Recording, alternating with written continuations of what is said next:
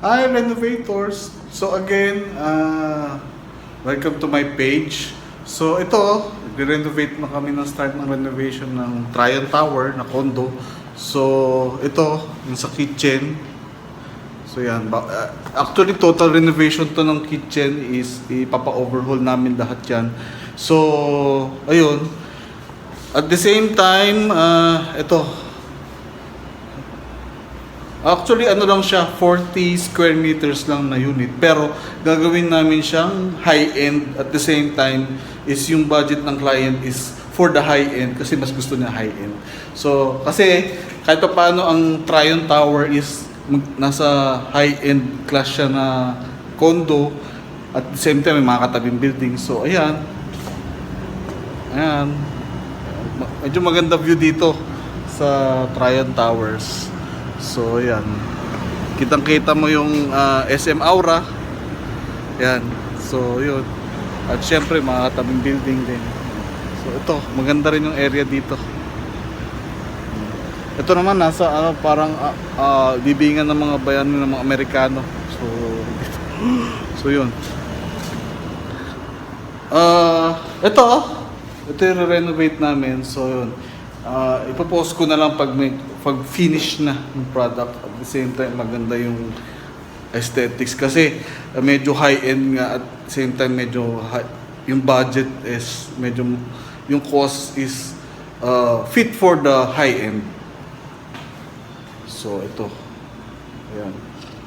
So, ito yung parang pinaka-counter na. Sa ngayon, nakakonsentrate muna kami sa CR, sa mga, kasi ang mostly total renovations, tiles, lahat. So, walls, lagay ng mga decors, kitchen cabinet, counters. So, ayun.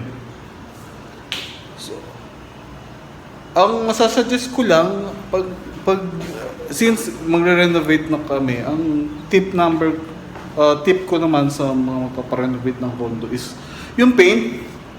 Yung paint ng unit na to medyo brown, medyo dark.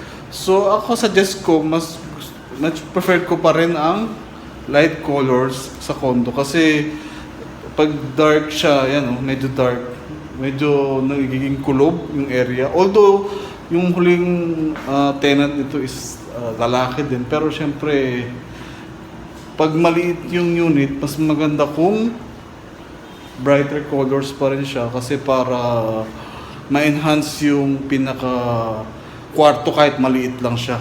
Kasi pag medyo, ito, katulad nito, brown na dark, ang nangyayari is medyo kumukulob. Tsaka at the same time, pagdating sa mata is medyo heavy siya tingnan. Although, maganda rin ang combination kahit paano, kasi ito, white, tapos at the same time, brown. Pero, ito, ang gagawin namin dito is mostly is, since ang team niya is Scandinavian look, so yan puti. So magiging lighter area yung pinaka condo. Mas masarap sa mata. So yun. So hopefully may pakita ko to after ang target namin kasi dito is mga at least 2 months. Ito kasi ang pag magtatrabaho sa condo is ang medyo parang pinaka hindrance or nakakapag-delay or ng construction is mostly yung noisy works. Kasi sa condo unit is merong mga noisy works lang.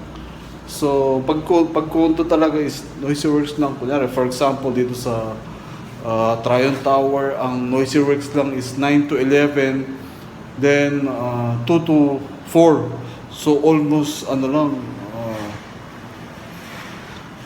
almost 4 hours lang. So, pagdating sa scheduling ng construction, medyo madidelay siya. Pero, yung binigay namin na 60 days is may allowance na yun. So, hopefully matapos namin ito ng 60 days. So, ayun, renovators. See you again. So, renovators, bye!